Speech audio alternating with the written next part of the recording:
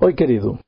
O propósito da lição desta semana é mostrar o valor da humildade, da mansidão, como fruto do Espírito. O primeiro texto é Mateus 11, 29. Diz assim: Tomai sobre vós o meu jugo e aprendei de mim, porque sou manso e humilde de coração, e achareis descanso para vossa alma.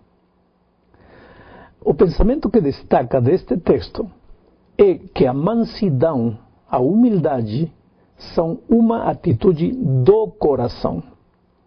Sou manso e humilde de coração, diz Jesus. Portanto, querido, o primeiro que você precisa fazer para ser manso é ter um novo coração, um coração transformado pelo poder do Espírito Santo. Por isso, a mansidão cristã é um fruto do Espírito Santo, não é um rasgo de caráter, não é produzido pelo ser humano, é algo que vem do Espírito, nasce no interior da pessoa e se revela naturalmente através dos atos, das palavras, das atitudes, enfim.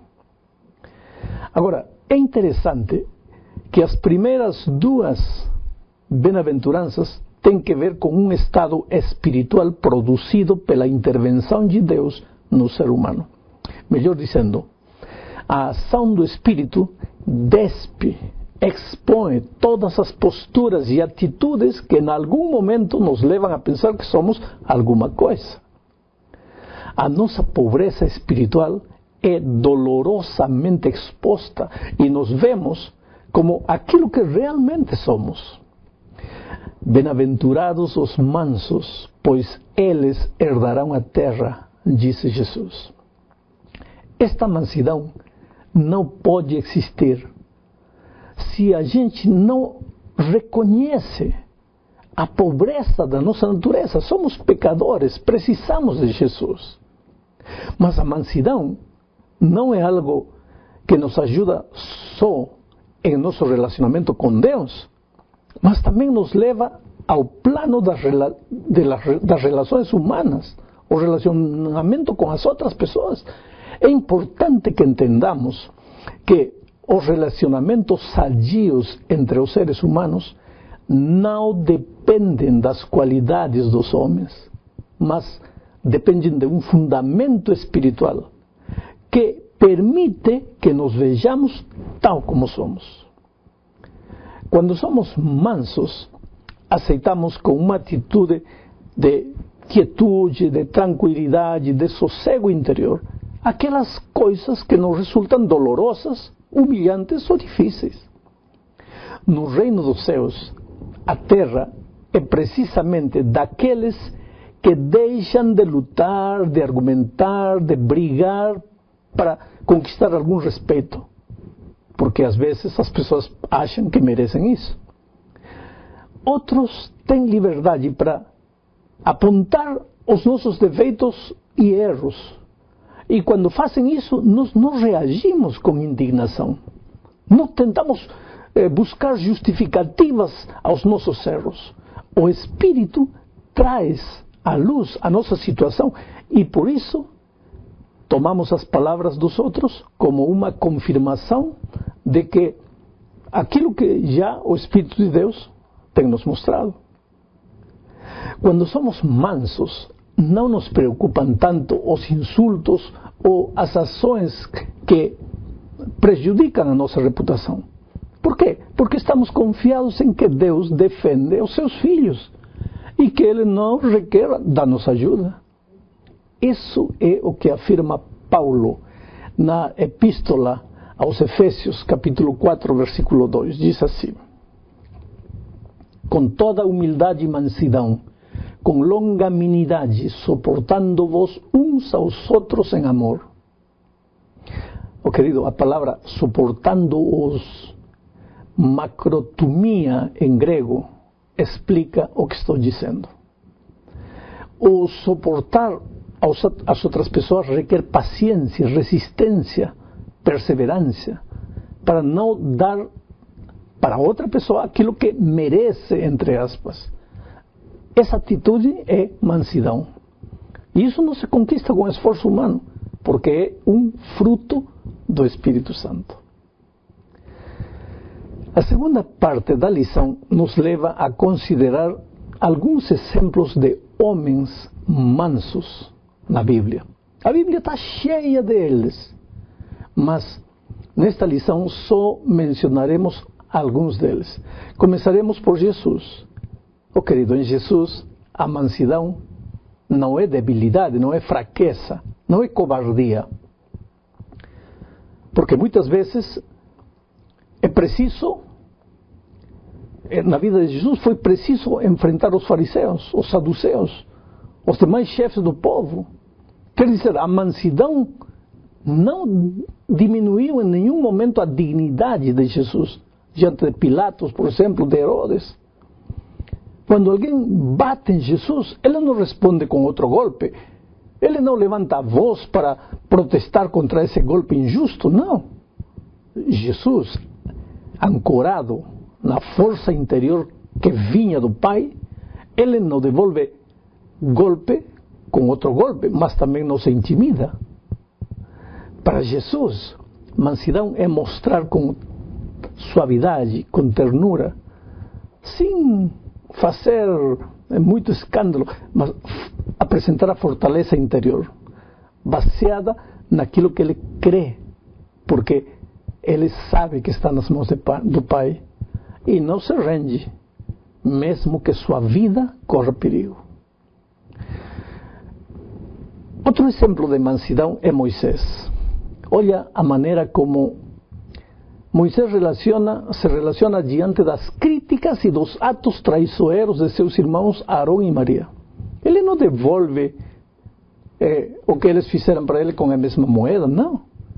Ele intercede por eles, especialmente por Maria, que tinha ficado leprosa. E agora, qual é o resultado desse ato de mansidão? Ele conquista o coração de seus irmãos e o conquista para sempre. Diante da opinião humana, talvez Moisés tenha perdido, porém ganhou 2 corações e de sobra levou o título de o homem mais manso da terra. Não é extraordinário isso? Pensemos agora um pouco em Abraão. Abraão, diante da impetuosidade de seu sobrinho Lot não discutiu, mas ele agiu com mansidão. Entregou para o sobrinho as terras, as melhores partes da terra. Não usou o argumento, o fato de que ele era o mais velho, de que ele era o chefe, nada disso. Simplesmente acedeu ao pedido do sobrinho, entregou a terra. E todo mundo poderia pensar que ele perdeu, mas ele não perdeu, ele ganhou. Ele ganhou porque salvou sua alma e a vida da sua família da contaminação moral de Sodoma e de Gomorra. Querido, sempre é assim. Sempre. Aparentemente você pode parecer um tonto, mas o tempo vai se encarregar de mostrar-lhe o resultado. O outro personagem bíblico que é apresentado como exemplo de mansidão é José. Eu pergunto, José perdeu quando seus irmãos o venderam para os mercadores e estes o levaram para o Egito? Aparentemente sim. Na opinião dos homens, é possível que sim. Mas e depois? Quem ganhou?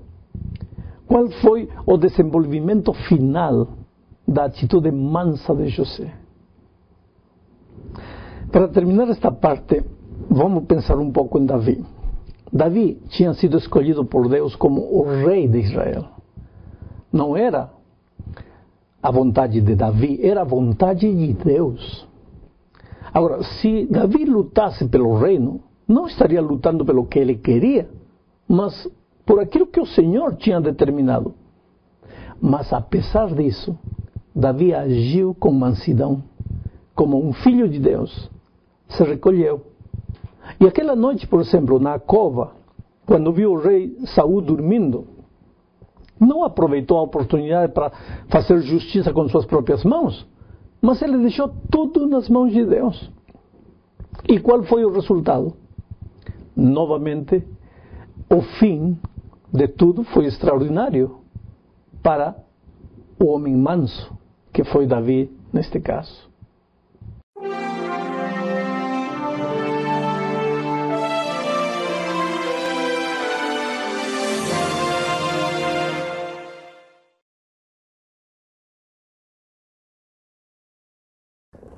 Oi, querido. O propósito da lição desta semana é mostrar que Deus é amor. E então, o amor deve ser a característica fundamental de todo aquele que tem nascido no Espírito. Para começar a lição, precisamos analisar um pouco aquilo que diz Deuteronômio, capítulo 6, versículo 5. Diz assim: Amarás, pois, o Senhor teu Deus de todo o teu coração, de toda a tua alma e de toda a tua força. Veja, o problema para entender corretamente este verso é o fato de que vivemos em dias quando praticamente tem se vulgarizado a palavra amor. Talvez seja isto pelo limitado dos idiomas latinos. Nestes idiomas latinos, como o espanhol, o português, se ama a tudo. Se ama a comida, se ama o cachorrinho, se ama a esposa, se ama a Deus, se ama a igreja, se ama a profissão, enfim, ama-se tudo. Não existem várias palavras para definir ou diferenciar o amor a uma ou a outra coisa. Mas em grego e em hebraico não acontece a mesma coisa. Neste verso, por exemplo, de Deuteronômio, no original hebraico, a palavra amor é ahavi, que se refere, que se relaciona com um amor consciente, um amor com propósito, um amor racional. Não é apenas um amor sentimental, é um amor responsável, um amor que tem que ser assim, não pode ser de outra forma. É um amor que existe porque a mente diz que isso é correto, embora para isso seja necessário renunciar, entregar, sacrificar. Mas esse tipo de amor não é fácil de ser compreendido, porque, infelizmente, o amor princípio tem se transformado em nossos dias apenas em amor romance, amor de poesia, amor de música, desprovisto de ações e muitas vezes até desprovisto de lógica. No texto de Deuteronômio, o que Deus espera de seu povo é um amor completo, um amor com a mente, com o corpo, com o ser inteiro, não um amor dividido, não um amor pela metade. Por quê? Porque quando o ser humano tenta amar com a metade de seu ser, ele se divide a si mesmo, e isso o torna infeliz. Veja, para que alguma coisa traga satisfação à tua vida, você precisa fazer isso com todo o seu ser inteiro. De outro modo, você corre o risco de tornar-se infeliz, incompleto, vazio. Mas a vontade de Deus é muito maior ainda. Ele espera que um amor assim leve o ser humano a amar também o seu próximo, ou seja, as outras pessoas, do mesmo jeito que o ser humano ama a Deus. E tudo isto por quê? Simplesmente porque é uma ordem? Não. O que acontece é que todos os conselhos divinos têm como único propósito tornar você feliz. Pena que para entender isto, que é algo tão simples, muitas vezes é preciso que o ser humano sofra. É preciso, inclusive, chegar a um momento de desespero. Mas é finalmente através da dor que chegamos a nascer do Espírito. E somente então o amor autêntico, verdadeiro, genuíno, se transforma, se mostra, se manifesta em nossa vida como um fruto maravilhoso do Espírito. Na segunda parte da lição, vamos tentar definir o amor. Digo, vamos tentar, Porque se, como João diz, Deus é amor, então é difícil definir o amor. Vai ser muito difícil definir o amor, porque como vai definir a Deus se Deus é amor? A palavra impossível seria a palavra mais adequada nisto. Mas o que me impressiona dos ensinamentos bíblicos é que os escritores, eles não ficam muito tempo, não perdem muito tempo tentando enfatizar definições ou conceitos. Isso seria cair no terreno perigoso da teoria desprovista de praticidade. A ênfase dos escritores sagrados está na aplicação dos conceitos teóricos. É por isso que na Bíblia resulta difícil encontrar uma definição teórica do amor. O que encontramos, o que achamos na Bíblia, é a descrição do amor na vida prática. E essa descrição está registrada aqui, na primeira epístola aos Coríntios, no capítulo 13, versos 4 a 8, diz assim: o amor é paciente, é benigno. O amor não arde em ciúmes, não se ufana, não se ensoberbece, não se conduz inconvenientemente, não procura os seus interesses, não se exaspera, não se ressente do mal, não se alegra com a injustiça, mas regozija-se com a verdade. Tudo sofre, tudo crê, tudo espera, tudo suporta. O amor jamais acaba. Mas havendo profecias, desaparecerão. Havendo línguas, cessarão. Havendo ciência, passará. Oh, meu amigo querido, a lição desta semana tem como objetivo levar você e eu a pensar neste tipo de amor e compará-lo com a maneira como nós amamos. Você já pensou como seria nosso lar se estas características do amor de 1 Coríntios estivessem refletidas em nossa vida, no dia a dia da nossa família, entre os membros de nossa casa? Só que estas características descritas aqui em 1 Coríntios são próprias do amor que é o fruto do Espírito. E como já dissemos na lição anterior, os frutos envolvem crescimento. Não aparecem de um momento para outro. Oh, querido, não se desespere se amanhã mesmo não aparecerem estas características no seu amor. Simplesmente vai a Jesus. Procure Jesus. Procure-o cada dia em oração. Pede, suplique a Deus que Ele desenvolva em você a capacidade de amar com um amor autêntico. E você vai se surpreender com os resultados. Foi isso o que aconteceu na vida do apóstolo João. João chegou a Jesus como o filho do trovão. Mas no convívio diário com Jesus, foi se desenvolvendo nele o amor de Deus. Aí apareceu o fruto do Espírito. E quando nós encontramos João na ilha de Patmos, anos mais tarde ele já é um velhinho, já não é mais o filho do trovão. Agora tem se transformado no discípulo do amor. Mas vamos volver às características do amor apresentadas por Paulo na primeira epístola aos Coríntios. São dois tipos de características. Características positivas e características negativas. Quer dizer, todas são positivas, mas há algumas apresentadas em forma negativa. Primeiro, vejamos aquilo que o amor faz. O amor todo sofre. O verbo sofrer em grego é macrotumeo, que está formada de duas palavras, macros, que significa longo, e tumos, que significa ira, raiva. Em outras palavras, macrotumeo significa demorar em irar-se, demorar em ficar com raiva.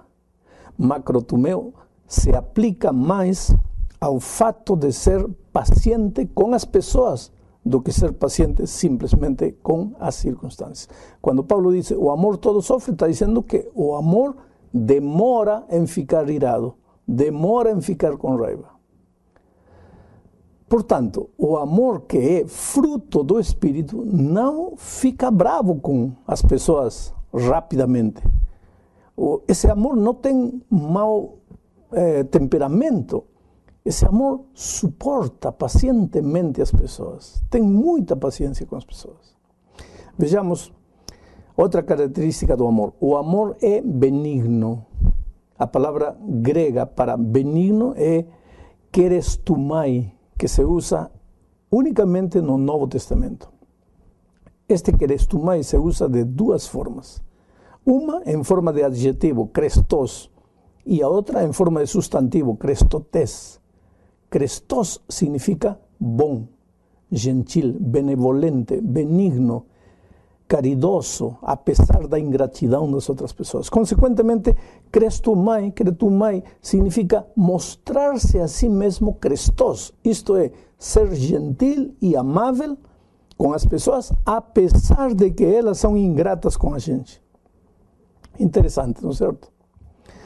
Vejamos a terceira característica apresentada em forma positiva. O amor sofre tudo. A palavra sofre, em grego, é o verbo stego. Um uso característico desta palavra está em 1 Coríntios 9:12, onde lemos que Paulo, apesar de suas grandes responsabilidades, preferiu não usar seu direito de viver do Evangelho, mas sofrer, stego, todas as coisas para não obstaculizar o Evangelho de Cristo. Quer dizer, Paulo sofreu todas as coisas por causa do Evangelho e o fez por amor, porque o amor sofre, suporta todas as coisas. Vamos agora na quarta característica. O amor tudo crê. A palavra crê é o verbo em grego pisteu. Aparece 246 vezes no Novo Testamento e se traduz quase sempre, pelo menos em 238 vezes, como crer. Biblicamente falando, crer significa crer naquilo que a palavra de Deus diz. Portanto, o amor crê todas as coisas que Deus diz, não aquilo que os homens dizem, porque isso não seria amor, isso seria ingenuidade. O amor crê no que a palavra de Deus. Olá, querido. O propósito da lição desta semana é mostrar que o amor e a graça de Deus deveriam nos levar a amá-lo mais e a servi-lo de todo o coração. Para começar, vamos meditar no que diz Paulo quando escreve sua segunda epístola a Timóteo, capítulo 1, verso 9, que nos salvou e chamou com uma santa vocação, não segundo as nossas obras, mas segundo o seu próprio propósito e a graça que foi dada em Cristo Jesus antes dos tempos eternos. Este verso fala do amor maravilhoso de Deus pela raça humana. Oh, querido, fazemos parte do plano eterno de Deus, elaborado antes dos tempos eternos. Mas alguns cristãos têm dificuldade para compreender isto. Por exemplo, nesta semana recebi a seguinte pergunta: Pastor, se Deus sabia que o homem ia cair, por que o criou? Só para mostrar o seu amor como um espetáculo a ser visto pelos anjos? Não haveria sido melhor simplesmente não criá-lo? Onde está o amor de Deus? Por incrível que pareça, esta pergunta incomoda a muita gente. E vou responder desta maneira: Deus é amor. E o amor de Deus o leva a doar-se, a entregar-se. Foi por isso que criou o ser humano. O contrário do amor é o egoísmo, que não compartilha, mas deseja tudo para si. A pessoa egoísta só faz algo quando tem certeza de que vai ganhar, quando as coisas vão dar certo para ela. Mas com Deus, as coisas são diferentes. Ele sabia que o ser humano ia cair? Sabia. Mas esse não foi motivo para não criá-lo. Porque também sabia que em Cristo o ser humano poderia tornar-se um vencedor, mesmo tendo que passar pela noite escura do pecado. quem mais sofreu com o pecado não foi o homem, foi Deus. Teve que sacrificar o mais precioso que ele tinha, a vida de seu filho unigênito. Veja, Deus não era culpado pela decisão errada do homem, porém, ele sofreu e permitiu que seu filho sofresse. Quando um dia chegarmos ao final de tudo, saberemos que terá valido a pena viver e termos sido salvos, mesmo com a dor desta vida. Pessoalmente, eu acredito que se eu vou viver eternamente ao lado de Jesus, bendita seja a dor e a tristeza que preciso enfrentar às vezes circunstancialmente nesta terra. Talvez neste momento você está sofrendo por algum motivo e se pergunta por quê. Tenha calma, espere. Deus tem um propósito para a sua vida, ainda que você não compreenda isso neste momento. Mas voltemos para o texto de Paulo. O amor de Deus foi demonstrado com sangue. Deus poderia ter nos abandonado a nossa triste sorte, mas não o fez. Ele enviou a esta terra o que tinha de mais precioso, o seu filho, para morrer por uma raça rebelde que preferiu andar nos seus próprios caminhos. E agora, como deveríamos reagir diante desta demonstração de amor? O próprio Paulo nos dá a resposta na Epístola aos Efésios, capítulo 5, versículo 2. E andai em amor, como Cristo também vos amou e se entregou a si mesmo por nós, como oferta e sacrifício a Deus em cheiro suave. Andai em amor. A vida cristã é isso. Andar em amor. Isso é lógico, porque se pertencemos a um Deus de amor, o resultado natural vai ser o amor. Amor na família, amor no lugar do trabalho, amor na igreja, amor para você mesmo. Como? Cuidando do seu corpo, enfim. A segunda parte da lição nos leva a falar do Deus da graça e da graça de Deus. O texto está em Efésios capítulo 2, versos 8 e 9. Porque pela graça sois salvos, por meio da fé. E isto não vem de vós, é dom de Deus. Não vem das obras, para que ninguém se glorie. O que Paulo está tentando dizer aqui é que o propósito de Deus, ao nos remir, não foi só nos livrar da morte eterna, mas também preparar um povo para glorificar a Deus por sua graça, por toda a eternidade. A graça é o centro da mensagem cristã. Desde Gênesis 1:1, onde o ser humano recebe tudo sem fazer nada, só pela graça, até Apocalipse 22:21, que encerra a Bíblia dizendo: a graça do Senhor Jesus seja com todos. O tema que destaca em todas as páginas da Bíblia é a graça redentora de Jesus. A graça nos apresenta a salvação completamente separada de qualquer mérito nosso. Significa que Deus fez tudo. A nossa salvação é uma dádiva de Deus. Mas vamos voltar ao texto. Porque pela graça sois salvos por meio da fé. Isso não quer dizer que a fé exerce uma função importante em nossa salvação? Parece, mas não é assim. O verso continua dizendo: e isto não vem de vós, é dom de Deus. Está claro. A fé não é nossa, é um presente de Deus. Nada é nosso, tudo é dom de Deus. A salvação é uma dádiva, não é uma recompensa. Não pode ser das obras, porque a obra salvadora já foi concluída na cruz. Não podemos aumentar nada e também não lhe podemos tirar nada. Quando Jesus morreu, o véu do templo foi rasgado de cima para baixo, mostrando que a partir daquele momento o caminho estava aberto.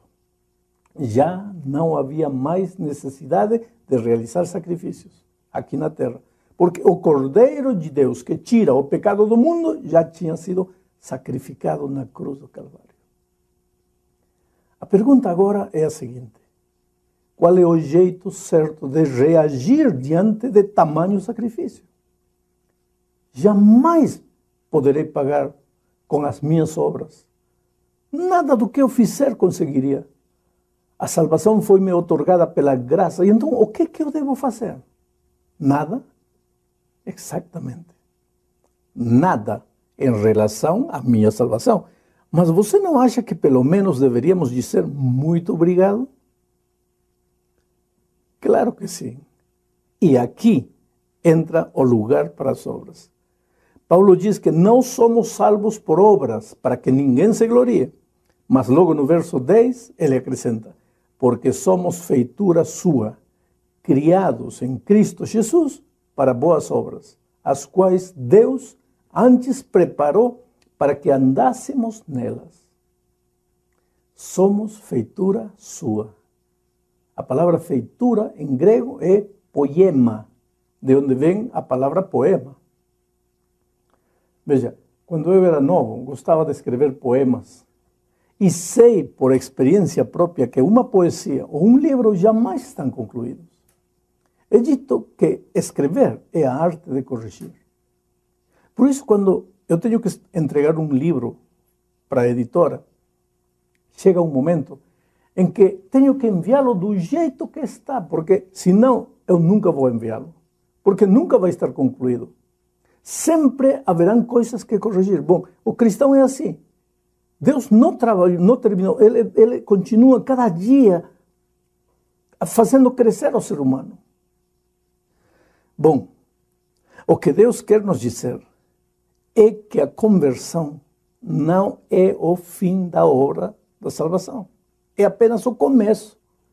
Fazemos parte agora da nova criação de Deus e Ele vai continuar agindo em nós para nos transformar de acordo com o plano que Ele tem para a nossa vida. O seu propósito é nos fazer semelhantes a Ele. Olá, querido. O propósito da lição desta semana é mostrar a misericórdia divina que está à disposição para salvar qualquer ser humano a partir do momento que, usando a sua vontade, o pecador se arrepender de seus pecados e aceitar Jesus como seu único Salvador. O estudo desta semana está baseado no capítulo 9 de Romanos. Na verdade, os capítulos 9, 10 e 11 formam uma unidade. O tema destes 3 capítulos é a nação de Israel. Em certo sentido, estes capítulos são como um parênteses. O que Paulo fala até o capítulo 8, poderia continuar falando a partir do capítulo 12 e não se notaria qualquer alteração no pensamento do autor. Isto porque nos primeiros 8 capítulos se expõe o Evangelho de Deus, isto é, as boas novas da justificação, nos capítulos 1 ao 5. As boas novas da santificação, nos capítulos 6 e 8, e as boas novas da glorificação, no capítulo 8. Depois, no capítulo 12, Paulo trata das implicações práticas do Evangelho. Como a verdade do Evangelho deve afetar nosso viver diário com relação a Deus, aos semelhantes, etc. Assim, temos que o capítulo 8 deveria preceder diretamente ao capítulo 12. No entanto, ao invés de fazer essa sequência temática, Paulo fez um parênteses de 3 capítulos, onde procura nos ajudar a entender onde se situa a nação de Israel nos planos e propósitos de Deus. Esse hiato de 3 capítulos se inicia com uma grande tristeza. Vamos ler os versos 2 e 3. Diz assim: que tenho grande tristeza e contínua dor no meu coração, porque eu mesmo poderia desejar ser anátema de Cristo por amor dos meus irmãos, que são meus parentes segundo a carne. Eu pergunto, por que Paulo estava triste? porque Israel não tinha cumprido o propósito de Deus para seu povo. Qual é esse propósito? Estava esboçado por Deus em Êxodo 19:6. Diz: "E vós me sereis um reino sacerdotal e povo santo. Estas são as palavras que falarás aos filhos de Israel." Presta atenção. Quando Deus convocou Israel para ser seu povo, o mundo estava mergulhado num grande lamaçal de paganismo, idolatria e pecado. Deus queria mostrar seu caráter para o mundo e por isso escolheu a nação de Israel. Eles deveriam viver de tal maneira que o mundo se sentisse atraído pelo modo de vida do povo escolhido por Deus. No entanto, infelizmente, esse povo escolhido se contaminou. Através do cerimonial de sacrifícios, Deus queria que eles refletissem a maravilhosa imagem de Jesus como único Salvador para todo mundo. Mas eles se perderam nas cerimônias em si. Se esqueceram de que tudo isso era apenas um símbolo do Cordeiro de Deus. Então, quando Cristo veio, o povo judeu não o recebeu e nunca compreendeu o propósito de Deus para a sua vida. Essa era a causa da tristeza de Paulo. Seu povo, as pessoas que tinham o mesmo sangue dele, tinham falhado, tinham confiado unicamente no fato de que eram o povo escolhido de Deus, entre aspas, e se esqueceram de viver uma vida de comunhão pessoal com Jesus. O verso 6 é interessante, vou ler, diz assim: "Não que a palavra de Deus haja faltado, porque nem todos os que são de Israel são israelitas." Sabe, esta declaração de Paulo é muito forte. Nem todos os que são de Israel são israelitas. Isso quer dizer que nem todos os membros de uma igreja pertencem a Jesus Cristo. Sabe, querido, a forma é importante, mas não é tudo. O problema dos israelitas é que confiaram demais na forma. Muito símbolo, muito detalhe, muita regra. Imagine que somente em relação ao sábado foram criadas mais de 3.000 pequenas regras. Mas isso não era tudo. Não havia substância. Digo, mas isso era tudo. Não havia substância. Não havia vida. Deus não falhou. Ele jamais falha. Foi o povo que falhou. E agora Deus estava levantando um remanescente daquela nação fracassada. A segunda parte da lição aborda um assunto delicado. Está no versículo 13. Lembre que estamos estudando no capítulo 9. Diz assim: "Como está escrito, amei a Jacó e odiei a Esaú." Sabe, esta é uma referência ao texto de Malaquias. Muitas pessoas usam este verso e os seguintes para defender a doutrina da eleição divina, ou seja, a ideia de que uns nascem eleitos para a salvação e outros eleitos para a perdição. Mas, para entender este verso dentro do contexto, é preciso entender que no capítulo 9 não se aborda casos de indivíduos, e sim do povo de Israel como um todo. Esaú e Jacó não são analisados como pessoas, e sim como símbolos. Oh, meu querido, Deus seria injusto se determinasse que uns deveriam nascer para salvar-se e outros nascer para perder-se, sem contar a decisão individual dos seres humanos. Qual seria, então, a importância da vontade? Para que Deus chamaria ou convidaria uma pessoa se a salvação ou a perdição dessa pessoa já está determinada? O próprio apóstolo Paulo pergunta no verso 14 o seguinte: "Que, pois, diremos? Que há injustiça da parte de Deus? De maneira nenhuma." E logo após, no verso 15, diz: "Pois diz a Moisés, compadecer-me-ei de quem me compadecer, e terei misericórdia de quem eu tiver misericórdia." Vamos pensar, como haveria justiça em Deus se ele se compadecesse de uns e não de outros? Aqui aprendemos algo muito interessante sobre a misericórdia e a compaixão de Deus. Deus, querido, derrama sua misericórdia sobre alguns. Diz, de quem eu tenha misericórdia. Mas por que só de alguns? ¿Por que essa misericórdia de Deus não é estendida para todos? A verdadeira pergunta não seria essa. A verdadeira pergunta seria, por que Deus tem misericórdia de alguém? Na verdade, nenhum de nós merece a misericórdia de Deus. Não merecemos nenhuma gota de sua misericórdia. Se Deus não tivesse misericórdia de ninguém e desejasse que todos morrêssemos por nossos pecados, Ele seria absolutamente justo, porque isso é exatamente o que cada um de nós merece. O assombroso disso é que Deus tenha misericórdia de alguém. O assombroso é que alguém chegue a ser salvo, mas apesar de ninguém merecer, Deus amou a todo mundo, de tal maneira que deu seu Filho unigênito, para que aquele que nele crer não pereça. Lembre-se, aquele que não crer, que nele crer, só ele terá a vida eterna. A misericórdia divina é para todos, mas somente vale para alguns, ou seja, para aqueles que aceitarem a oferta divina.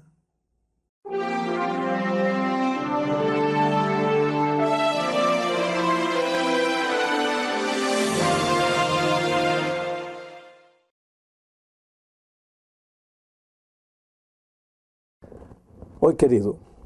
O propósito da lição desta semana é mostrar que Deus é amor. E então, o amor deve ser a característica fundamental de todo aquele que tem nascido no Espírito. Para começar a lição, precisamos analisar um pouco aquilo que diz Deuteronômio, capítulo 6, versículo 5. Diz assim: Amarás, pois, o Senhor teu Deus de todo o teu coração, de toda a tua alma e de toda a tua força.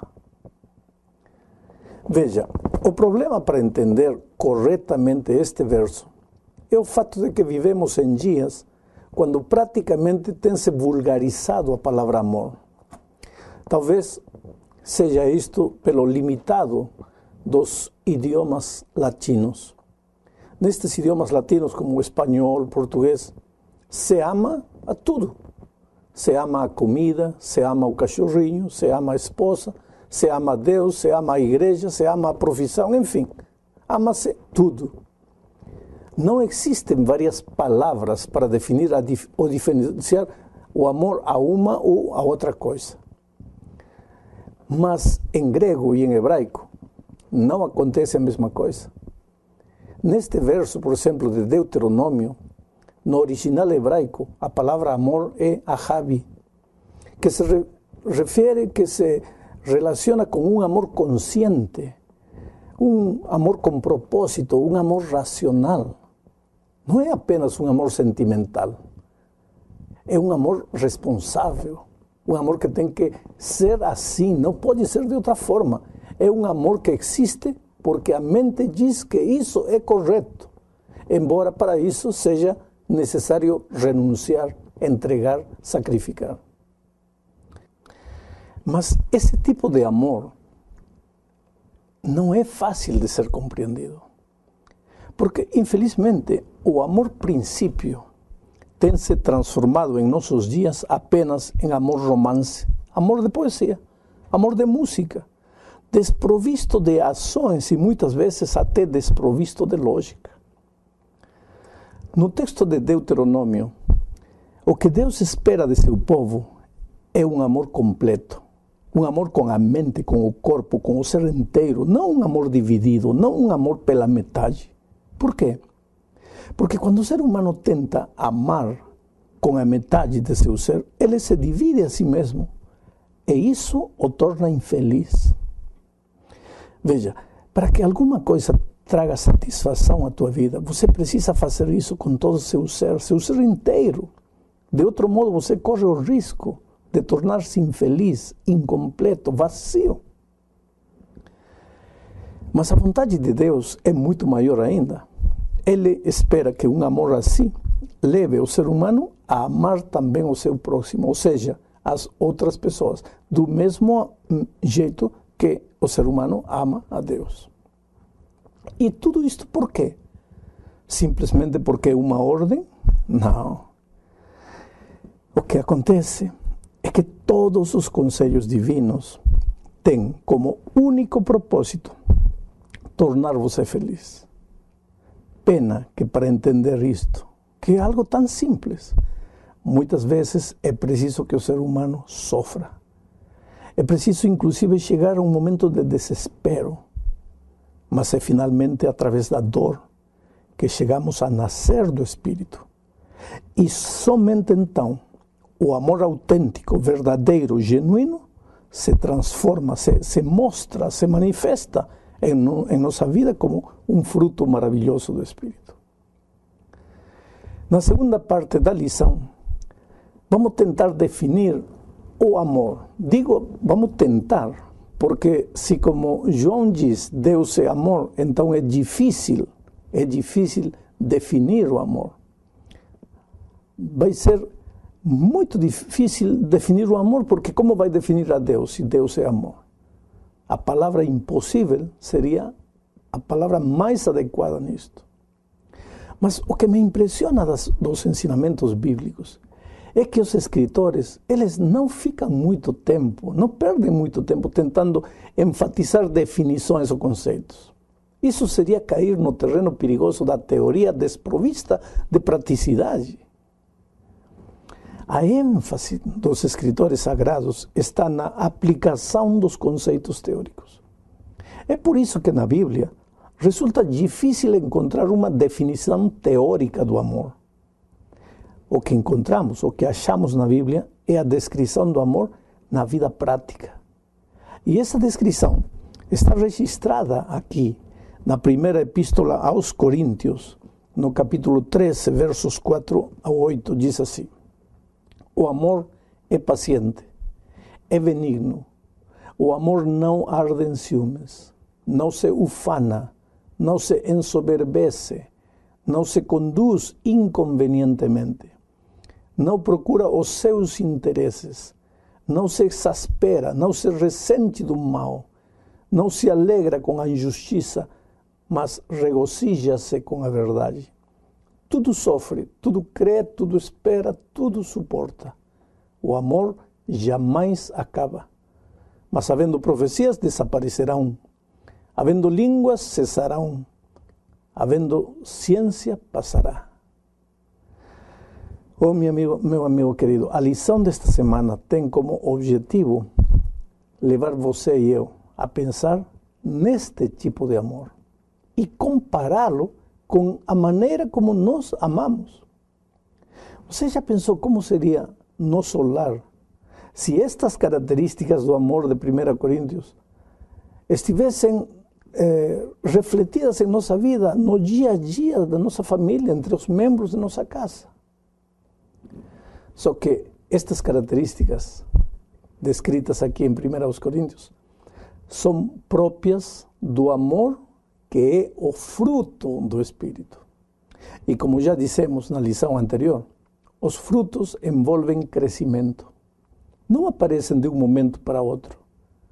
Oh, querido, não se desespere se amanhã mesmo não aparecerem estas características no seu amor. Simplesmente vai a Jesus. Procure Jesus. Procure-o cada dia em oração. Pede, suplique a Deus que Ele desenvolva em você a capacidade de amar com um amor autêntico. E você vai se surpreender com os resultados. Foi isso o que aconteceu na vida do apóstolo João. João chegou a Jesus como o filho do trovão. Mas no convívio diário com Jesus, foi se desenvolvendo nele o amor de Deus. Aí apareceu o fruto do Espírito. E quando nós encontramos João na ilha de Patmos, anos mais tarde, ele já é um velhinho, já não é mais o filho do trovão. Agora tem se transformado no discípulo do amor.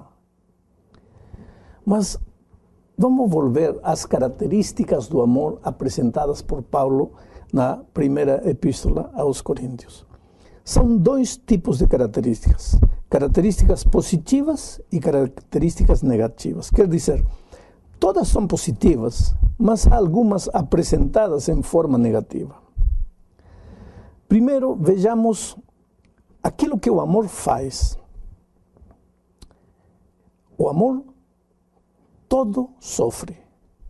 O verbo sofrer em grego é macrotumeo, que está formada de duas palavras, macros, que significa longo, e tumos, que significa ira, raiva. Em outras palavras, macrotumeo significa demorar em irar-se, demorar em ficar com raiva. Macrotumeo se aplica mais ao fato de ser paciente com as pessoas do que ser paciente simplesmente com as circunstâncias. Quando Paulo diz o amor todo sofre, está dizendo que o amor demora em ficar irado, demora em ficar com raiva. Portanto, o amor que é fruto do Espírito não fica bravo com as pessoas rapidamente. Esse amor não tem mau temperamento. Esse amor suporta pacientemente as pessoas. Tem muita paciência com as pessoas. Vejamos outra característica do amor. O amor é benigno. A palavra grega para benigno é kerestumai, que se usa unicamente no Novo Testamento. Este kerestumai se usa de duas formas. Uma em forma de adjetivo, krestos, e a outra em forma de substantivo, krestotes. Krestos significa bom, gentil, benevolente, benigno, caridoso, a pesar da ingratidão das outras pessoas. Consequentemente, kretumai significa mostrar-se a si mesmo krestos, isto é, ser gentil e amável com as pessoas, a pesar de que elas são ingratas com a gente. Interessante, não é certo? Vejamos a terceira característica apresentada em forma positiva. O amor sofre tudo. A palavra sofre, em grego, é o verbo stego. Um uso característico desta palavra está em 1 Coríntios 9:12, onde lemos que Paulo, apesar de suas grandes responsabilidades, preferiu não usar seu direito de viver do Evangelho, mas sofrer, stego, todas as coisas para não obstaculizar o Evangelho de Cristo. Quer dizer, Paulo sofreu todas as coisas por causa do Evangelho e o fez por amor, porque o amor sofre, suporta todas as coisas. Vamos agora na quarta característica. O amor tudo crê. A palavra crê é o verbo em grego pisteu.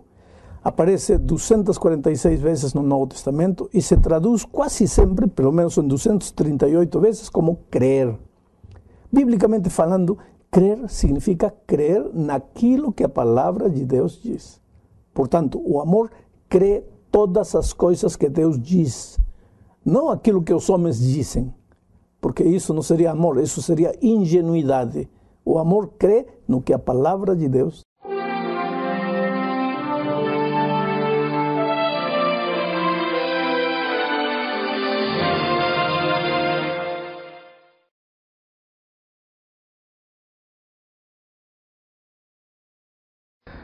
Olá, querido. O propósito da lição desta semana é mostrar que a benignidade, además de ser um fruto do Espírito, é também uma manifestação do amor de Deus.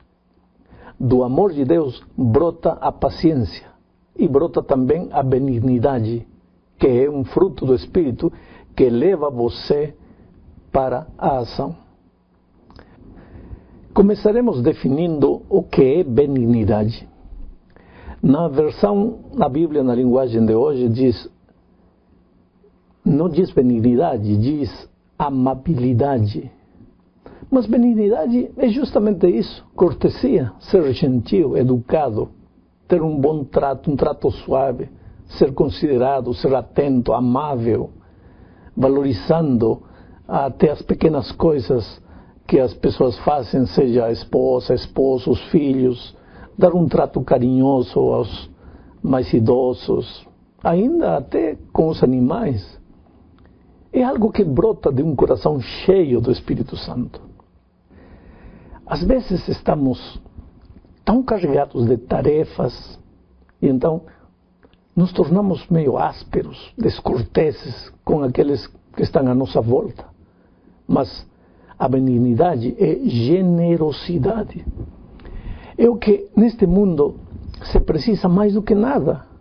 É o que este mundo está pedindo a gritos, um pouco de compaixão, de ternura. O espírito de benignidade reconforta as outras pessoas. A benignidade é a essência mesma das ações de Deus para conosco. Deus mesmo se mostra como um exemplo para conosco e nos ensina como conduzir-nos nas relações humanas. Isto foi o que Jesus disse no Evangelho de Lucas, capítulo 6, versículos 35 e 36. Veja: amai, porém, os vossos inimigos, fazei o bem e emprestai, sem esperar nenhuma paga. Será grande o vosso galardão, e sereis filhos do Altíssimo, pois Ele é benigno até para com os ingratos e maus. Sede misericordiosos, como também é misericordioso vosso Pai. Em Efésios 2, Paulo escreve acerca da maravilhosa graça de Deus e destaca também a benignidade de Deus para conosco. Diz: para mostrar nos séculos vindouros as abundantes riquezas da sua graça, na sua bondade para conosco em Cristo Jesus. A benignidade é, portanto, um aspecto básico do amor de Deus. Quando somos benignos com aqueles que não merecem, então chegamos a ser semelhantes ao nosso Senhor. A benignidade se coloca à prova quando outros são rudes conosco e nos maltratam. Eu te pergunto, podemos ser nessas circunstâncias? Podemos demonstrar espírito de benignidade para com as outras pessoas? Oh, querido, qualquer um é benigno com aqueles que são benignos e considerados. A prova está em ser benigno com aquele que não merece. No Sermão do Monte, o Senhor Jesus desafiou: sede, pois, vós perfeitos, como vosso Pai que está nos céus é perfeito. Evidentemente, o alvo que Deus tem para com seus filhos é muito elevado. O próprio Pai é o nosso exemplo. A razão pela qual Jesus morreu na cruz do Calvário não foi apenas para salvar-nos do pecado, mas também para reproduzir o caráter do Pai em nossa vida. Precisamos ser benignos, assim como o Pai. E isto não é possível sem a presença do Espírito Santo em nossa vida. Deus não somente se apresenta como o modelo, mas também nos dá o combustível para termos a força necessária para andar no modelo que Ele nos deixou. Oh, querido, que bom é o Senhor Jesus. Ele não só pede que sejamos perfeitos, misericordiosos, bons com as outras pessoas, mas Ele nos dá o poder para que não tenhamos desculpas. O trabalho do Espírito em nossa vida é levar-nos a refletir o caráter do Pai. A benignidade do Pai seria impossível de ser alcançada se o Senhor só nos apresentasse o desafio, se apenas nos mandasse fazer as coisas e pronto, já está. Isso seria triste, porque sem o Espírito Santo nós não teríamos a mínima esperança, a mínima condição de mostrar mudanças espirituais na vida. Mas o Senhor é tão bom que nos envia para o mercado e ao mesmo tempo nos dá o dinheiro para comprar. Quer dizer, nos dá o poder, nos dá os recursos, nos oferece a força do Espírito Santo. Então, Por que não chegam as mudanças autênticas em nossa vida? Por que o sal tem perdido seu sabor? Por que a bendição não corre como se fosse um manancial limpo? Por que as ventanas dos céus, as janelas dos céus estão fechadas para a gente? Por que as portas dos prédios se fecham para nós quando tentamos comunicar o Evangelho? Será porque não queremos aprender? Bom, o Senhor já nos colocou a comida na boca. Quer dizer, tem sido benigno para conosco. Ele tem produzido em nós o querer e o fazer pela sua boa vontade. Mas nós corremos o risco de acharmos que somos expertos demais e queremos que também Deus faça a mastigação em nosso lugar. Oh, querido, impossível. Não há desculpa. Por isso a Escritura diz: eres inexcusável, tu, homem, quem queira que sejas. Não importa quem sejamos nós, diante dos olhos dos demais. Não importa como os outros nos vejam. Não importa o que os outros falem acerca da gente. O Senhor está dizendo: não importa quem é você, você não tem desculpa. Não tem desculpa de nenhum tipo.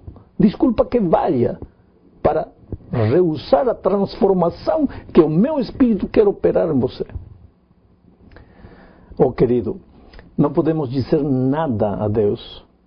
Não podemos tentar enganar a Deus com a religiosidade exterior falsa, fingida, porque a benignidade dele continua ali, esperando. Mas não se equivoque. Escute o que diz São Paulo. Ou menospreciais as riquezas de sua benignidade, ignorando que a sua benignidade guia você para o arrependimento, mas pela sua dureza, pelo seu coração não arrependido, você atesoura para si mesmo ira.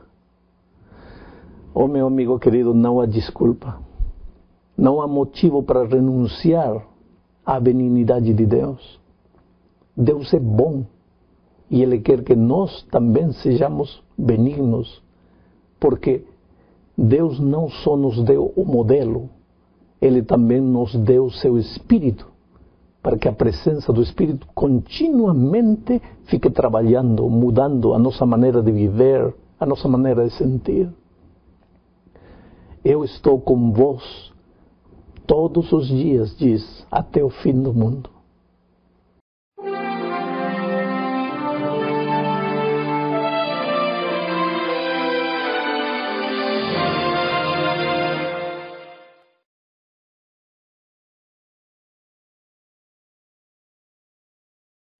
Olá, meu amigo. O propósito da lição desta semana é mostrar que somente vivendo em Jesus é possível ter o fruto do Espírito, que é a fé ou a fidelidade. Comecemos falando da diferença que há entre fé e fidelidade. O texto originalmente diz que o fruto do Espírito é fé, não diz fidelidade. Pistis, em grego, é fé. Fidelidade é pistos. Agora, qual é a diferença entre ambas palavras? A fé é confiança em Deus. A fidelidade é o resultado de viver essa vida de confiança em Deus. A vida cristã é mais do que simplesmente ter fé. É preciso que sejamos achados fiéis. A fé é um termo teológico, a fidelidade é um termo ético. O que Paulo está dizendo é que quando estamos cheios do Espírito Santo, começamos a crescer, e ao crescer chegamos a ser pessoas fiéis, cheias de integridade. Aquilo que dizemos que vai acontecer, nós o cumprimos. A fidelidade é o desenvolvimento pessoal que alcançamos na medida em que vamos caminhando com Deus. Provérbios capítulo 20, verso 6, faz uma pergunta retórica que diz assim: muitos proclamam a sua própria benignidade, mas o homem fidedigno, quem o achará? fidedigno, fidelidade e lealdade. Uma pessoa fiel ou leal é aquela pessoa que se conserva constante nos seus afetos, ou no cumprimento das suas obrigações, ou na confiança que a pessoa recebe de outra. Fiel é aquela pessoa que não defrauda a confiança que depositam nela. A fidelidade limita com a gratidão, porque a pessoa leal é aquela que tem recebido um bem de outro e não esquece. Infiel é aquele que trai. O ingrato é aquele que esquece o bem que lhe foi dado. A lição apresenta a Deus como exemplo de fidelidade. Salmo 89:8 diz: Ó Senhor Deus dos exércitos, quem é poderoso como tu és, Senhor, com a tua fidelidade ao redor de ti.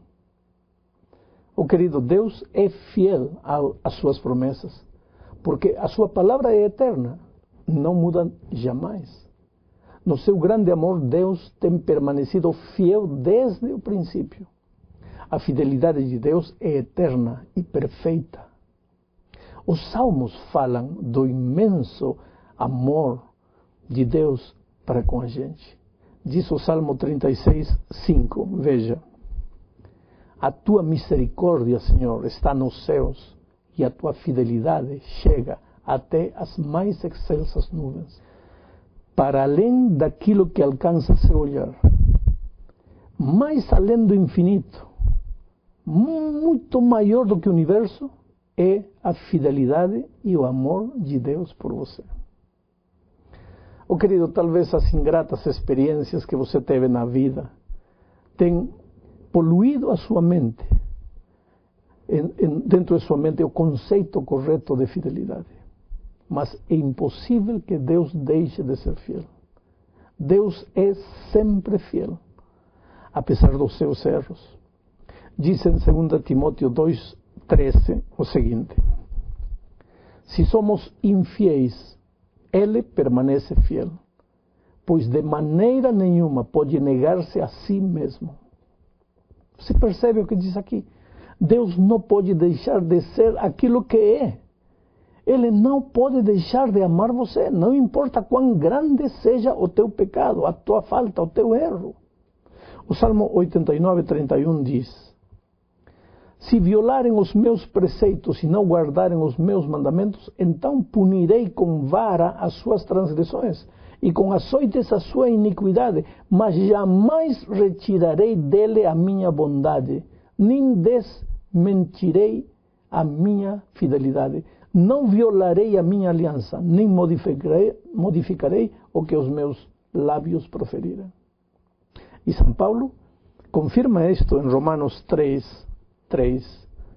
E daí diz: se alguns não creram, a incredulidade deles virá desfazer a fidelidade de Deus? Jamais, nem pensar. Oh querido, o Senhor permanece fiel ao longo das nossas provações, ao longo dos nossos erros. Ele está sempre fiel, atento a nos ajudar, a nos suster, a nos levantar. Muitas vezes, nos momentos difíceis, quando nos desesperamos e quando duvidamos da fidelidade da presença de Deus a nosso lado, é aí que a presença de Deus está mais perto. Só que não podemos vê-lo, levados pelo desespero, pela dor às vezes. Diz em 1 aos Coríntios, capítulo 10, versículo 13: não vos sobreveio tentação que não fosse humana, mas Deus é fiel, e não permitirá que sejais tentados além das vossas forças. Pelo contrário, juntamente com a tentação, vos proverá livramento, de sorte que a possais suportar. Quer dizer, Deus é fiel à sua promessa de dar-nos força para vencer qualquer situação, enfermidade ou tentação. Também em 2 aos Tessalonicenses 3:3 diz assim: todavia o Senhor é fiel, Ele vos confirmará e guardará do maligno. A segunda parte da lição nos leva a analisar os tempos em que vivemos. O tempo do fim será um tempo em que a infidelidade prevalecerá. Jesus mesmo se perguntou, quando o Filho do Homem vier, achará fé na terra? Oh querido, vivemos em dias quando a mentira e o engano prevalecem e jamais ninguém confia em ninguém.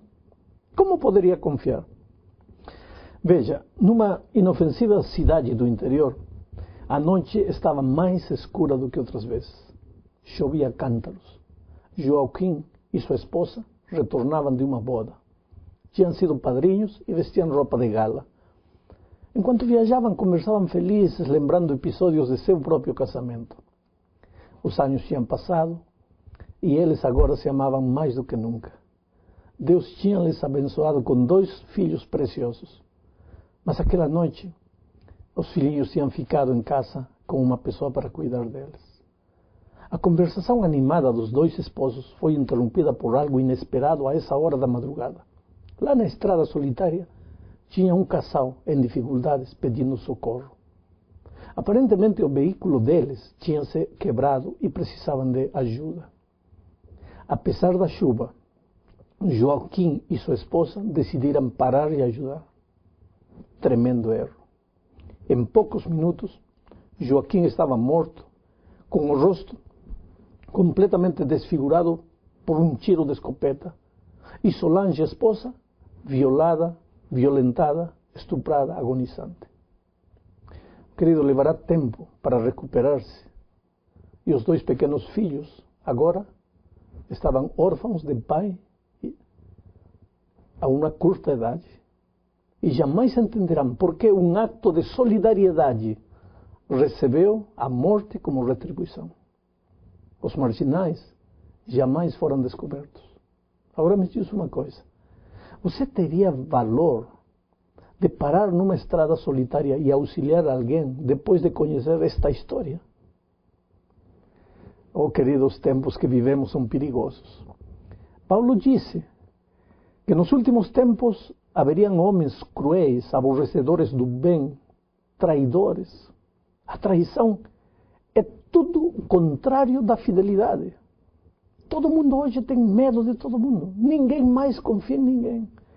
As grandes e pequenas cidades estão cheias de arapucas em cada esquina. Os fortes tiram proveito dos fracos. As metrópoles têm se transformado em verdadeiras selvas. As feras são os próprios seres humanos. Agora, contrário a este quadro triste de infidelidade, de traição, no capítulo 11 da Epístola aos Hebreus, achamos a galeria dos homens e mulheres fiéis. Hebreus 11, nos seus primeiros 22 versos, resume todo o livro. Faz desfilar ante os nossos olhos as 7 varões de fé, desde Abel até José, abarcando mais de 2.300 anos. Abraão está justo no meio e tem 12 versículos que descrevem a sua fé. Uma fé que se relaciona com assuntos da vida diária, como viagens, habitação, crer, esperar, gerar, sacrificar, enfim. Mas, em meio dos versos que relatam a história de Abraão, achamos uma mulher de fé. Achamos a Sara. 7 varões não são suficientes? Sim, mas faltaria o elemento feminino. Os propósitos de Deus não se realizam sem a inclusão da mulher de fé. De modo que Sara também está presente. Todos os homens e mulheres de Hebreus 11 nos provam que quando o ser humano vive em comunhão com Deus, os frutos do Espírito aparecem de maneira natural nessas vidas. Que diferente seria a Bíblia se só nos mostrasse o exemplo divino? Talvez nós teríamos desculpas de dizer que não podemos chegar à perfeição divina porque somos seres humanos. Mas a Bíblia está cheia de seres humanos que, apesar de suas quedas, como no caso de Abraão, por exemplo, se levantaram e continuaram caminhando com Jesus. Isso é o que realmente importa. Olá, querido. O propósito da lição desta semana é mostrar que Deus deseja que fiquemos em boa forma física e espiritual e que o exercício físico desempenha um papel importante para alcançar este objetivo. Vamos começar lendo o que Paulo afirma na sua segunda epístola a Timóteo, no capítulo 4, versículo 7. Diz assim: Combati o bom combate, completei a carreira, guardei a fé. Aqui Paulo, o gigante do Evangelho, o homem cuja mensagem foi o justo viverá pela fé, esse Paulo compara a vida cristã com uma corrida e com uma batalha. E, em consequência, o cristão é relacionado com um atleta, com um soldado. Ambos, o atleta e o soldado, têm de se esforçar muito para alcançar o seu objetivo. Eles têm que sacrificar coisas agradáveis, às vezes renunciar a momentos prazerosos ao lado da família, dos amigos, para quê? Para obter um preparo que os capacite para a vitória.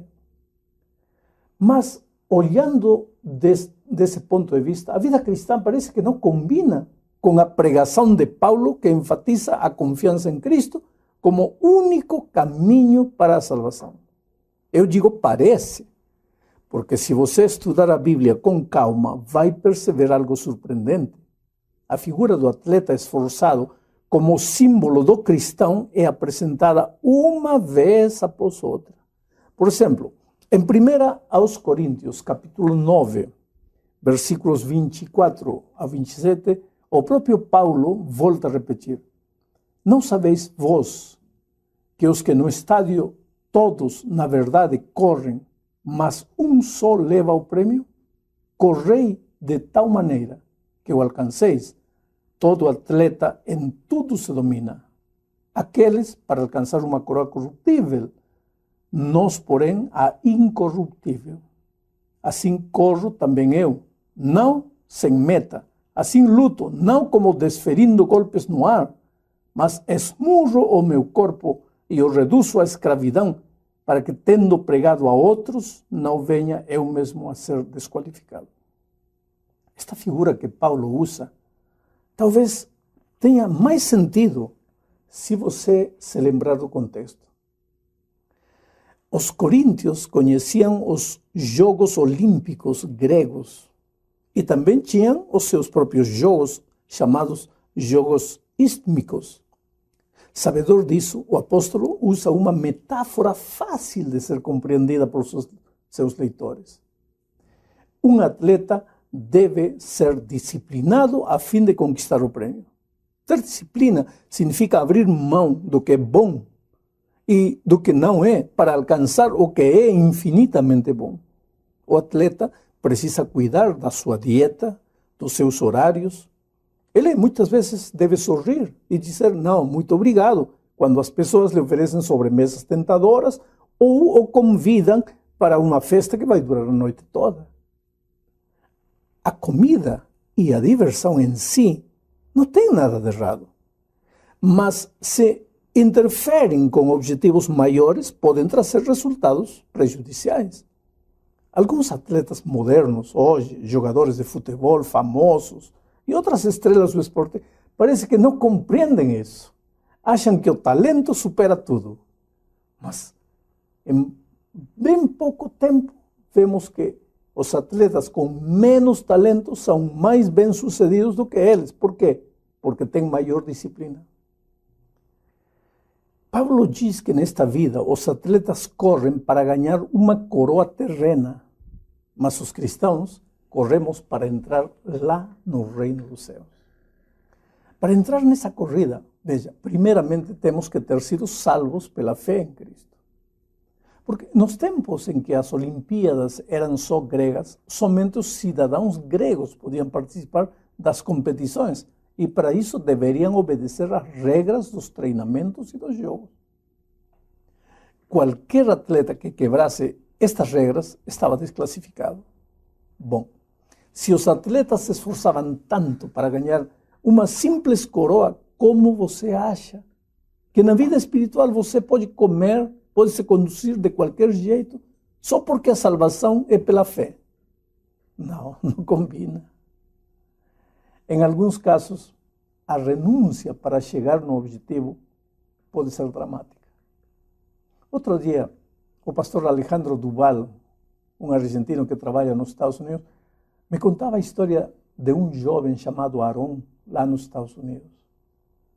Era um dia, no entardecer, aquele dia, a morte ameaçava a vida de Aaron. Quão longe estava a morte de conhecer a fortaleza daquele jovem atleta. Quão longe de compreender que quando existe fé, acontece o impossível. A morte achava que Aaron iria aceitá-la sem reclamar, que simplesmente iria morrer. Mas o rapaz sabia que ninguém podia derrotá-lo. Estava preso, aprisionado. Não havia solução, não havia ajuda.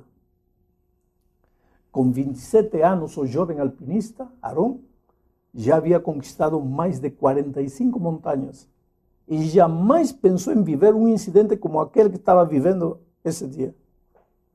Nas desérticas montanhas do Utah, na hora de começar a descer, a sua mão direita ficou presa numa rocha gigantesca. Passaram-se 3 dias. O cansaço, a fome, a sede, o desespero se apoderaram dele. Gritava pedindo socorro, mas só ouvia o eco da sua própria voz. No 4º dia, sentiu a presença da morte, alucinante, sedutora. Então tomou uma determinação radical. Algo que dificilmente alguém poderia imaginar. Ele tinha uma decisão, perder a vida ou perder a mão. Difícil decisão, mas não teve outra escolha. O sol tímido do 5º dia foi testemunha da sua estoica proeza. Com uma faca que carregava na cintura, gritando de dor, cortou a sua pele primeiro, depois as suas carnes, depois os seus ossos. E livre da mão, correu sangrando a distância de 10 quilômetros, até que um grupo de turistas o achou semi-morto e o levou para o hospital. O próprio Aaron conta esta história, com maiores detalhes no seu livro, Entre a Roca e um Lugar Deserto. Oh, querido, chegar no lar do Pai. Essa tarefa pode ser muitas vezes dolorosa. Como Aaron, quem sabe você também esteja aprisionado. Algum hábito negativo que o afasta de Deus. O trabalho que não deixa tempo para a sua vida espiritual. Ser dependente de algum vício, seus sonhos de riqueza, não sei. Uma coisa eu sei, você precisa tomar uma decisão urgente. Pode ser doloroso, vai ser doloroso, mas é hora de decidir. Você sabe o que coisa está detendo você na vida espiritual? Satanás colocou uma pesada rocha sobre sua vida. Você tenta afastar essa rocha, mas é impossível. Você tenta quebrá-la e só se machuca. O tempo passa e você, longe do Pai, longe de casa. Peça que Deus lhe dê as forças necessárias para continuar na corrida que um dia você começou. Entregue o seu namoro a Jesus. Dê a Jesus o controle de seu computador. Coloque o seu tempo, a sua vida nas mãos dele. Entregue os seus sonhos e vá em frente. Se for preciso, faça como Jesus disse. Se a tua mão direita for ocasião para cair, corta a tua mão. É melhor entrar no reino dos céus sem uma mão que com as duas perder-se no inferno. A segunda parte da lição nos leva a falar justamente da fé. A fé é um presente divino. Mas se você não a exercitar, corre o perigo de ficar atrofiada. É como se eu lhe desse um presente. Vamos fazer um exemplo. Eu lhe dou de presente um peixinho colorido num lindo aquário de cristal. Você não precisa pagar nada por isso. É de graça, grátis. Mas se você não cuidar do peixinho, não alimentar ele, não trocar a água, em pouco tempo ele vai morrer. Mesmo você tendo recebido o peixinho de graça. Com a fé acontece a mesma coisa. Em Efésios 2:8 encontramos o seguinte. porque por gracia sois salvos, por meio da fé. E isto não de vós, pois é dom de Deus. O que Paulo diz é claro, isto, a fé, não vem de vós, é dom de Deus. Mas quando você vai ao livro de Hebreus, capítulo 11, verso 6, o próprio Paulo acrescenta, de fato, sem fé é impossível agradar a Deus, porque é necessário que aquele que se aproxima de Deus creia que Ele existe e que se torna galardoador dos que o buscam. Bom, aqui, neste segundo texto, Paulo nos dá a ideia de que a fé cresce na medida em que mantemos uma comunhão com Deus. Devemos, portanto, ter o desejo de agradar a Deus, mas ao mesmo tempo o zelo de buscar a Deus, orar, estudar a Bíblia, frequentar a igreja quando você não tem vontade. Quer dizer, disciplina. Tudo isso é fator de crescimento na vida espiritual. Veja, a fé funciona como funcionam os músculos. Não sei se alguma vez você já foi engessado devido a algum acidente. Aí fica sem mexer os músculos por um bom tempo. Depois, quando é retirado o gesso, o osso está curado, mas você descobre que os músculos estão atrofiados e você tem que enfrentar uma luta terrível e dolorida para que os músculos voltem a seu estado normal. Aí vem as sessões intermináveis de fisioterapia, dor, esforço, cansaço, enfim. Para quê? Para que o osso quebrado seja curado? Não, o osso já foi curado. O esforço é para revitalizar os músculos. Bom, na vida cristã é desse jeito. Você já está salvo em Cristo pela graça, mas a dor do esforço para que o músculo da sua fé seja revitalizado e se torne firme, tem que estar presente. É uma lei da vida.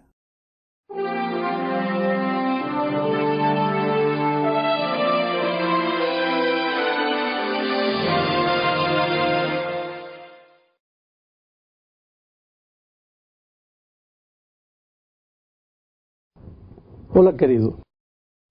O propósito da lição desta semana é mostrar que a verdade não é um simples conceito, mas é a mesma pessoa de Jesus. E então, aquele que vive em comunhão com a pessoa verdade, que é Cristo, logicamente deve manifestar a verdade na sua vida como um fruto do Espírito Santo. A preocupação do ser humano sempre foi achar o caminho que leve ele para uma vida mais feliz e plena. Quem não quer ser feliz?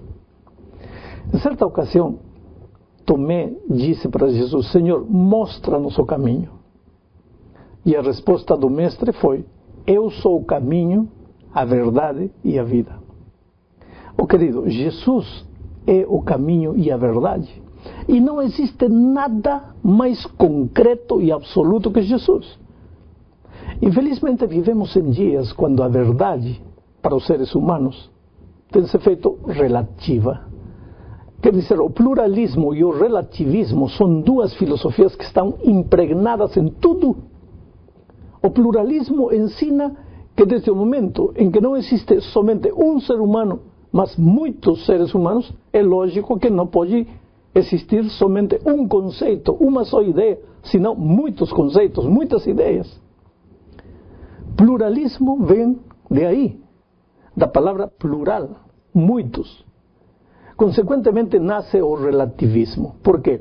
Se existem muitas maneiras de pensar, não pode existir somente uma verdade, senão muitas verdades. Por isso, a verdade, dizem eles, é relativa, melhor dito. Depende do que cada um queira pensar. Só que quando Jesus afirmou que Ele é a verdade, estava indo contra o pluralismo e o relativismo.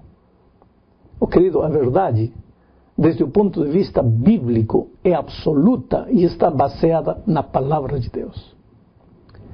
Jesus, ele mesmo disse na sua oração sacerdotal: santifica-os na tua verdade, a tua palavra é a verdade.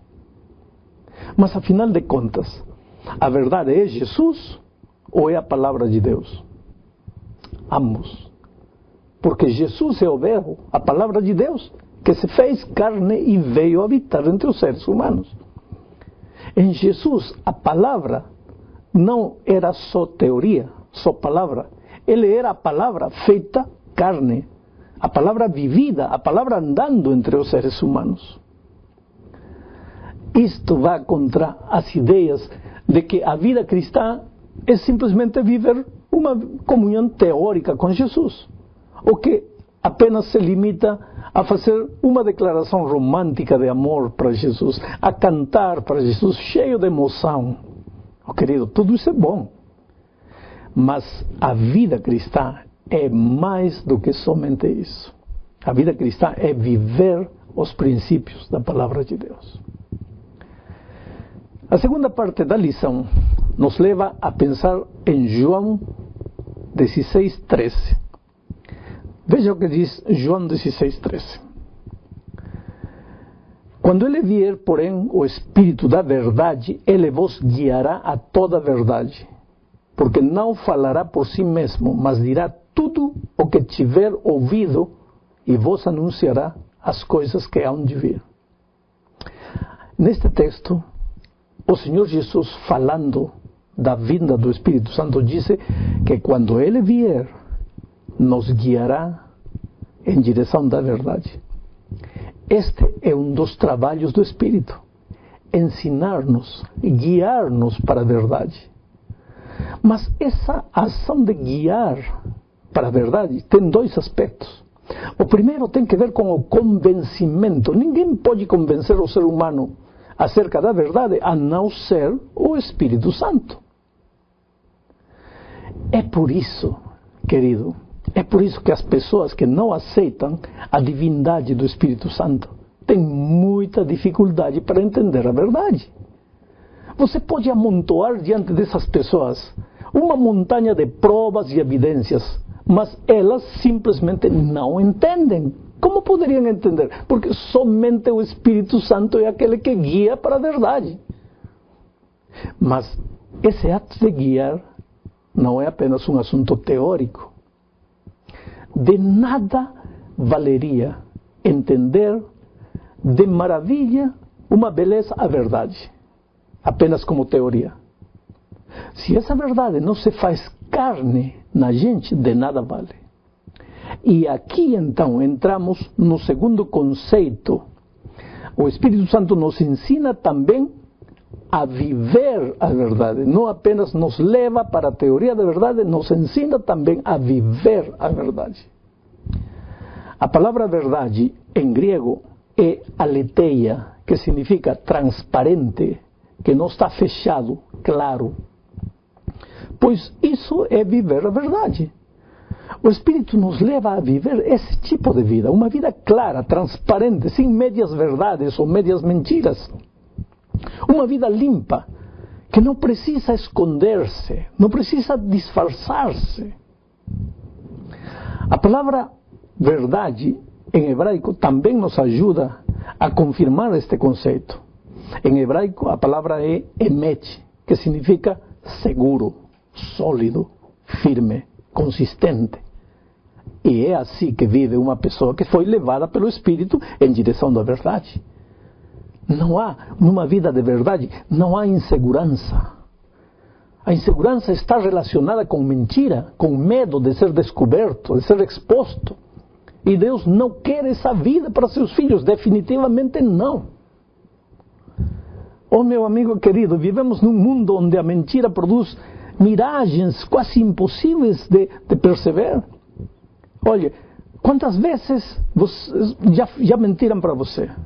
Ou então, quantas vezes você já mentiu? Quantas vezes você tem sido vítima de uma injustiça, produto de uma mentira? Você não precisa se esforçar para lembrar. Eu acho que não te alcançariam os dedos das mãos e dos pés para contar as vezes que você tem sofrido por causa das mentiras. A mentira foi a primeira arma que Satanás usou para enganar o ser humano. E hoje ele continua usando, com os mesmos resultados. Engana o homem para que se afaste de Deus. Em nossos dias, a serpente continua usando as mesmas palavras para enganar o ser humano. Se você vê pornografia, não morrerá. Se você usar drogas, álcool, cigarro, não morrerá, diz. É bom experimentar de tudo na vida. E no final dos seus dias, no seu leito de morte, aí você pode arrepender-se de tudo. Você pode provocar aborto e não morrerá. Ninguém tem morrido por cobiçar a mulher do próximo. Ele diz assim, há mentiras, entre aspas, e mentiras piadosas. Deve você crer em outros caminhos alternativos, porque há muitas verdades, assim como há muitos caminhos. Oh, querido, não é isso que Satanás fala hoje para as pessoas, de muitas maneiras? Por isso, quando Jesus disse que Ele é a verdade, os homens inspirados pelo inimigo se levantaram contra Jesus. Ninguém tinha ousado dizer semelhante coisa jamais. Mas a natureza verdadeira de Deus está na Bíblia. Desde o princípio, ao longo da Bíblia, na extensão completa da Bíblia, vemos como Deus usa a verdade para guiar o ser humano. O homem tem buscado a liberdade, mas Satanás tem usado a mentira para enganar o ser humano, fazendo crer que libertinagem é liberdade. E o ser humano nécio diz, eu sou livre de fazer o que eu quiser. Mas ele parece ignorar que cada ação boa ou má tem a recompensa, a reação de igual maneira. E o homem que pecar em nome da sua liberdade pessoal vai morrer. Enquanto mais pecar o homem, mais preso vai ficar de seu pecado. O homem preso não é livre, claro. Ele vai e é levado aonde não quer ir. E quem o leva encadeado, preso, é o inimigo. E seu caminho é a morte eterna. Por isso, era preciso que Jesus Cristo se fizesse carne e habitasse entre nós e proclamasse a verdade. Jesus veio a desfazer as obras do diabo. Se o diabo é o pai da mentira, então Jesus Cristo veio desfazer as mentiras, dissolvendo tudo isso na verdade. Jesus Cristo é a verdade. Ninguém tem ousado jamais proclamar-se a verdade, porque nenhum outro ser é a verdade. Não há outra verdade mais que Jesus Cristo e a sua palavra, no qual temos que permanecer por sempre, para não ser enganados de novo pelo inimigo.